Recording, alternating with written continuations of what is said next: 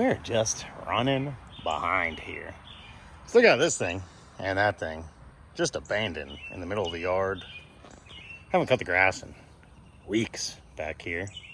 And well, you know, that little parking doodad, that didn't turn out so hot. But worst of all, it's been 2 weeks now.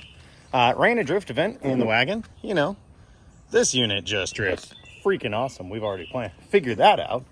But, well, I did a thing where I did some stuff and it was whoops. So I boogered up the car. I spun in front of my buddy Nate and well, I didn't stand on the brakes. Drove right into him. So, ironically though, the car was having cooling issues. That's right, even after we swapped radiators. So I had the hood off. So the hood is actually straight as an arrow. Just the fender, lower valence, the bumper cap, the headlights, and the lip took the hit. So, we don't have all the pieces and parts. But I think over the next couple days, we're going to try to replace this front end. First order of business, I guess, will be got to get off the trailer. And, well, it's been on here for a while. I don't even know that it'll start. It will. It's the Corolla. It always starts. But, yeah, I think we can get off back here. Save ourselves the trip. Got to unload these wheels out of the back. Get it off the car. Get it off the trailer. It's probably full of ants. Dang it.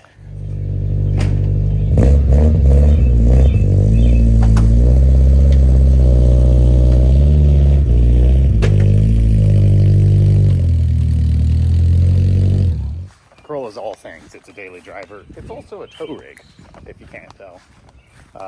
However, not so good on the grass. In the interest of saving as many parking spaces back here as possible, we're just gonna put that Z on the trailer. And then hope that I don't need the trailer anytime soon. Whew. I got distracted. Started trying to move stuff around back here, you know, which led to trying to do some of these rocks because they were really big. And a couple 100 pounds a piece, I don't know. Trying to move this one led to me thinking, I'll just go get a sledgehammer, make it smaller, which has led to me now being out of breath with sore hands from swinging a sledgehammer. In front of the Corolla, well, it's still just as wrecked as ever. Haven't even started.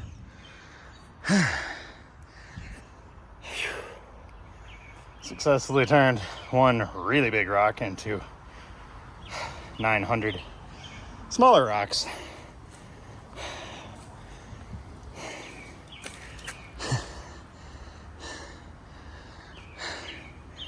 Only 2 to go.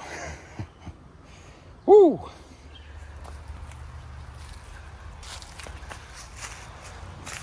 Oh man. Jacked it up to kind of get an idea of the scale that I'm working against. And, I don't know what that was, but this thing is huge. Crap. Use the truck here to kind of give this one a tug. You know, because you would. And it's, well, it's, I swear, it just, you can't even get justification of how big this thing is. That's my 1.5 ton jack down there, just absolutely dwarfed by this thing. It's a rather large unit. Don't think I got more in me on whacking it with a hammer, so I thought I was gonna move it, but I don't know if I can do that either. So It's probably been an hour since I decided to hook the truck to it and pull it out. And I figured, oh, I'll just roll it over into this low spot in my yard. No problem. It'll just roll. Well, nope. Just got a boulder stuck in the yard. And can't make it move anymore. It's just sitting there taunting me. And the back of my truck is exactly high enough to go over it. But not just over it.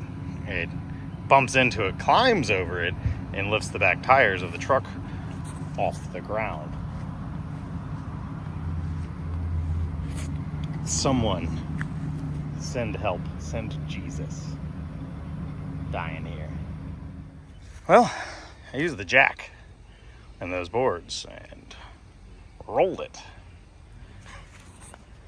till it got over there. And well, I thought after I moved this one out of its hole that it would fill that hole, but it's still too big. So, you know, now I just have this concrete factory over here, blowing up rocks. Can barely move my fingers. And well, that's in the middle of the yard. That's in the middle of the yard. Nothing's been accomplished. Yes. Well, yesterday we did a lot, but accomplished nothing. Nothing productive. So we've just got a mess in the backyard, and we still have a wrecked Toyota Corolla. So I guess today we'll have to at least take the Corolla apart. You know, that'd be a step in the right direction. Got to check it for strays, because, you know, left the window down last night. And the stray kitties like to move in at night, you know, if you keep your windows down. So let's, nothing's going to jump out at me. All right. Pull this around front. You know what? We got to pull some stuff around back first. All right. So, the bumper, well, this was brand new overnight parts from Taiwan back when I first put this car together anyway.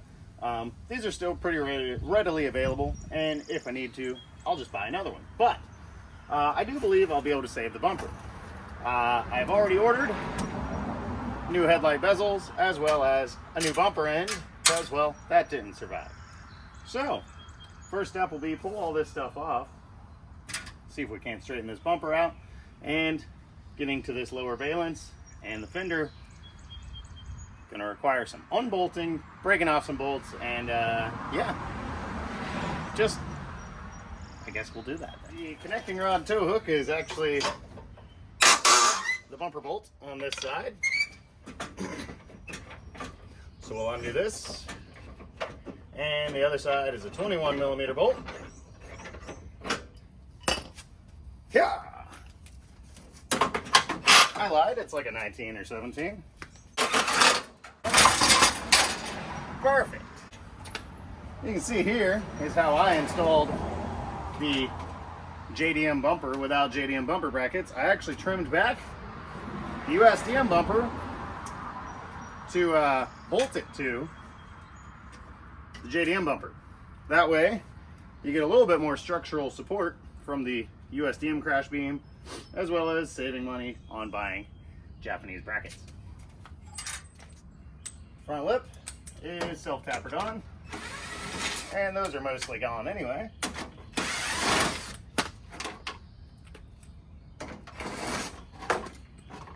Alright, I do have some on the underside. Well, the grill is held in with, you know, mostly zip ties, and one of the factory's clips. So we'll just slide that out. Wrong grill for quads, if you didn't know that. This is actually the square headlight grill, just trimmed on the ends for the wider quad bezels. You can see I had made these super fancy self-tapered in brackets to hold the bezels. Last time I did this, and well, you know, we'll probably do the same thing again. So here on the crumpled side, Can't really get the bezel out because, well, it's smashed in there with the fender. I don't really want to pry against anything just yet because, well, I don't want to bend it more or the wrong way than we need to. So I might start loosening some of the hardware for the fender. More than likely down here where the fender bolts of the valence, though, we'll have to pry this out in order to get to the hardware.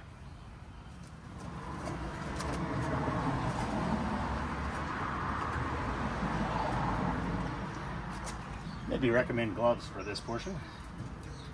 Yeah. All right.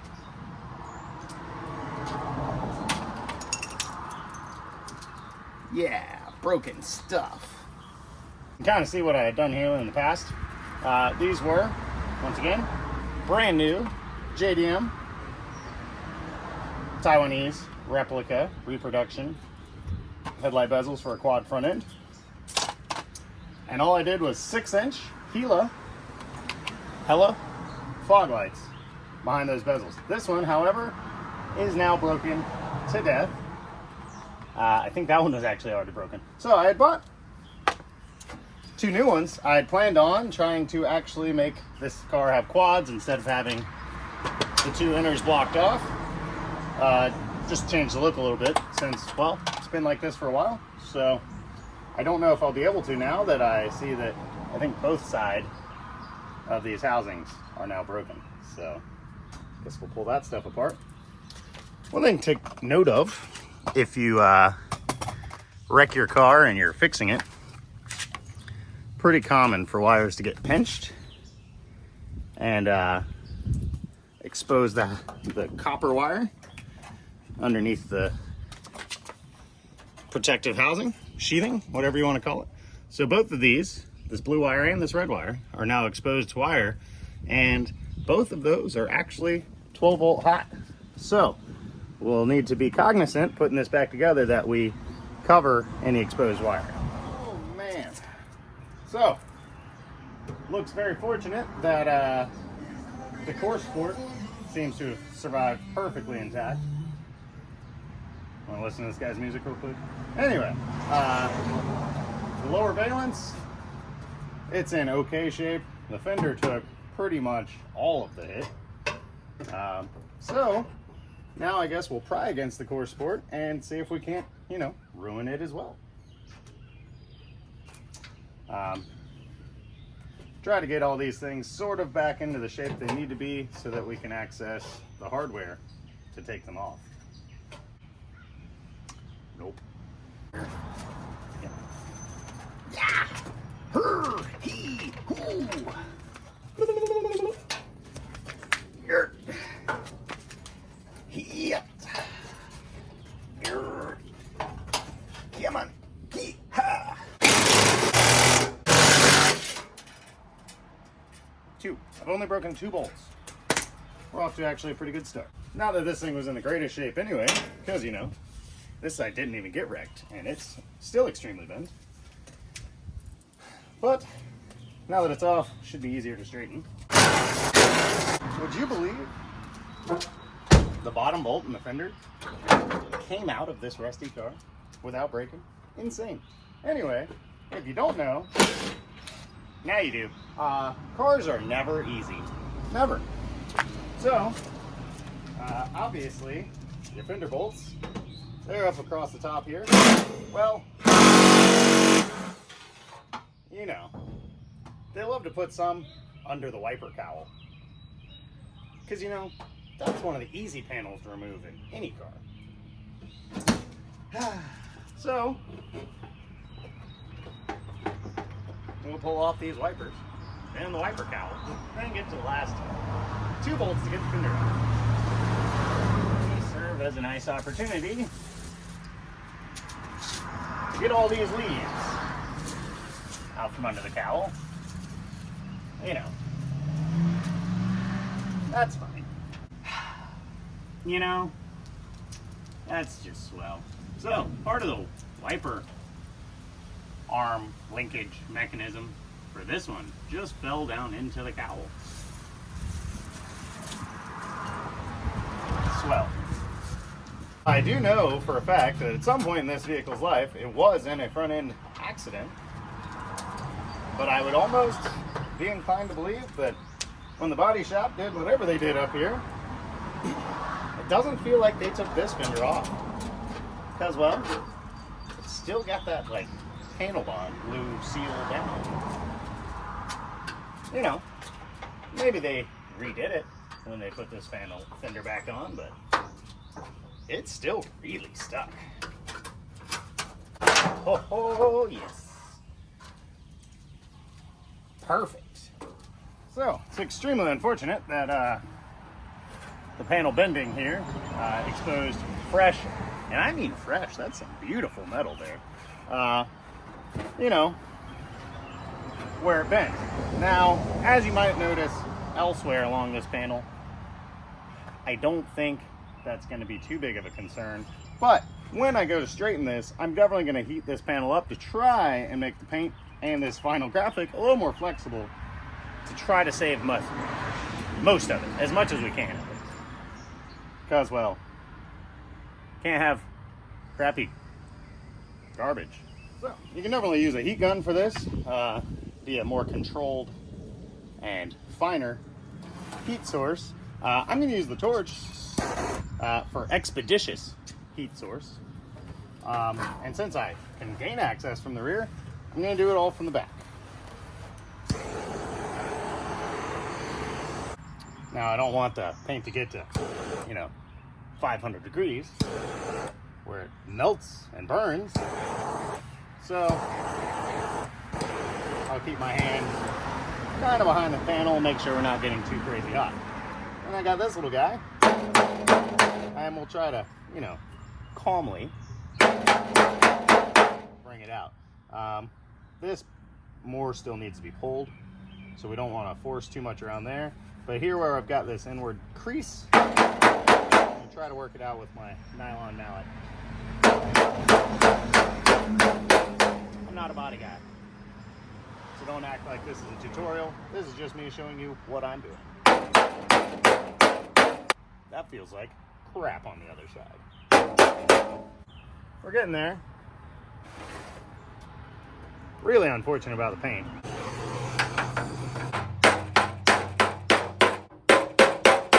Really hot.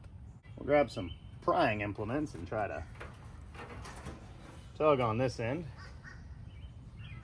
Get this shape as close to where it's supposed to be again. Now, we are going to have some stretched metal that's just not going to come back. But a little bit of patience and creativity, you can kind of form things back the way they used to be. This crease here is going to, for sure, be stretched, and without completely burning the paint off of this panel, we don't really have a way to shrink that back, so we're not even going to try.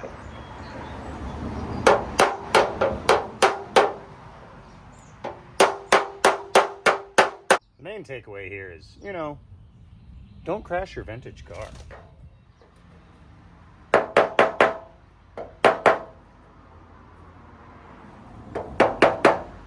As you can tell from my vast selection of body-specific tools, I'm definitely qualified to be doing that. Creativity goes a long way, guys.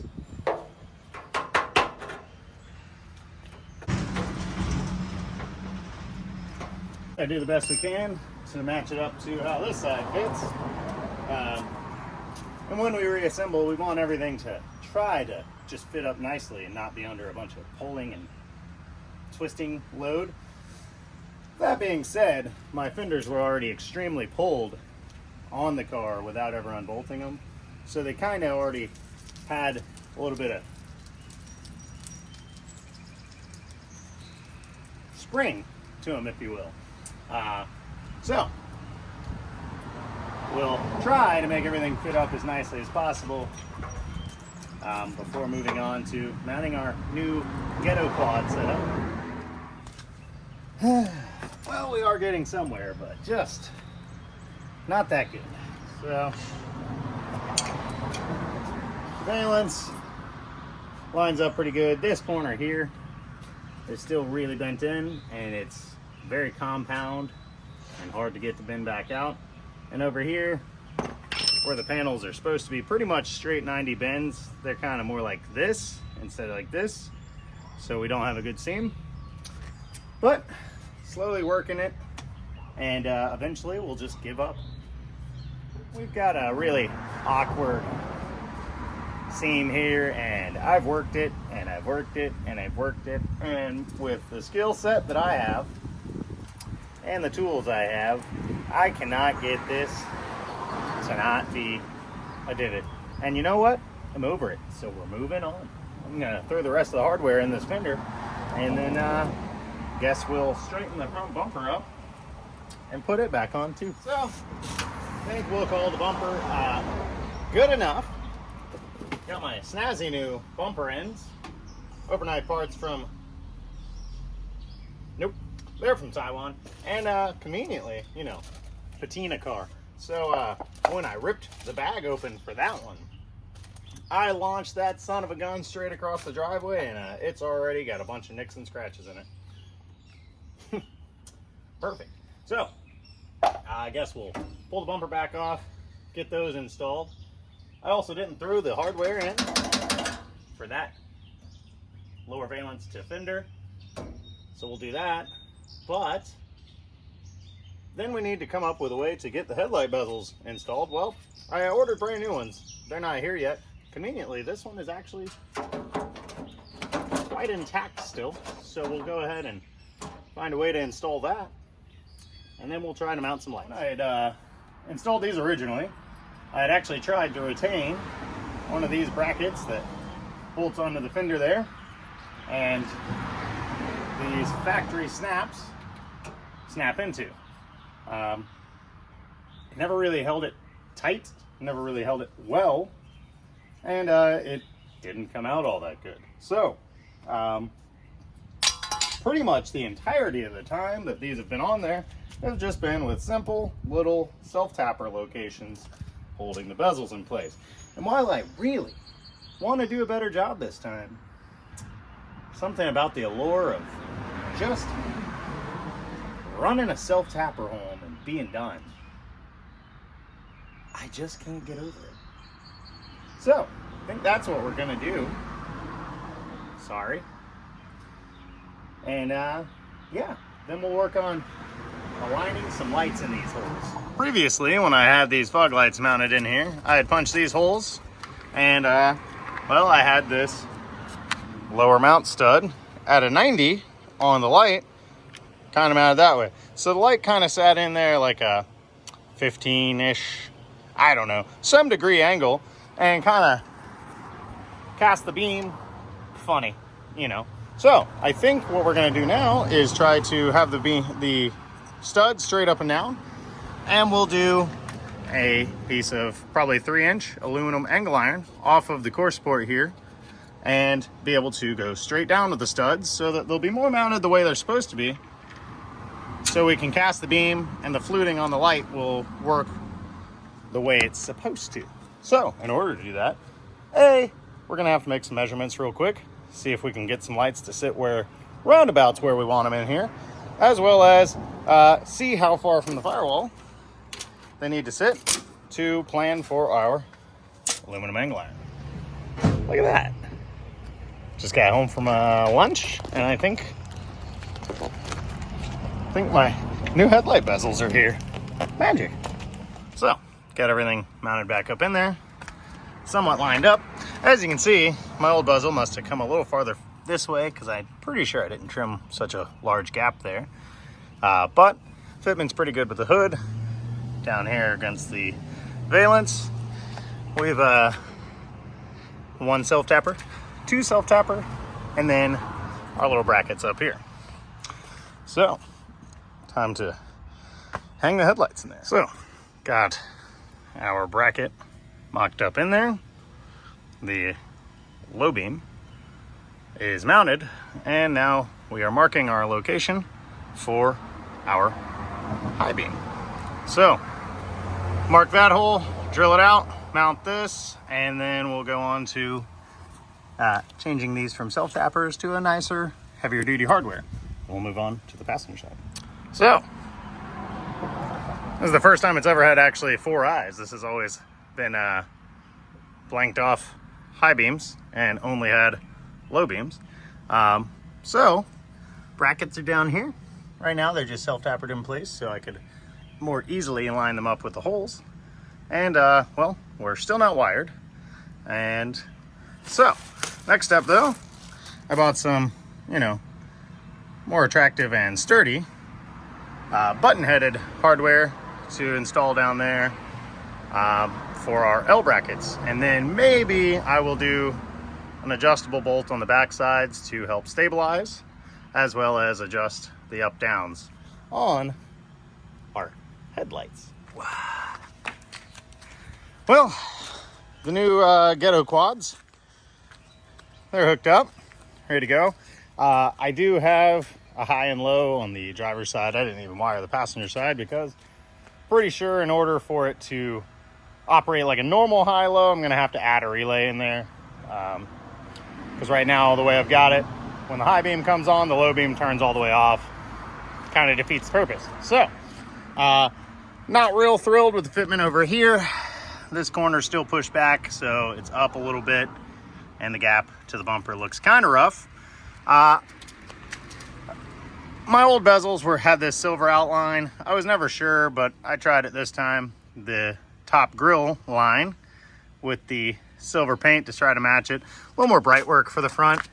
It'll either grow on me or it won't, and I'll just black it all out again. So, all in all, just a different look, and you know, just had to fix things up after wrecking it. So that's where we're at. Still don't have turn signals. That one, the wiring's hacked. That one, well, I just don't have them. So we'll have to get those, but otherwise, meh, we did an okay job today. Not real thrilled with it, but it is what it is. She hates it, so must have done something right.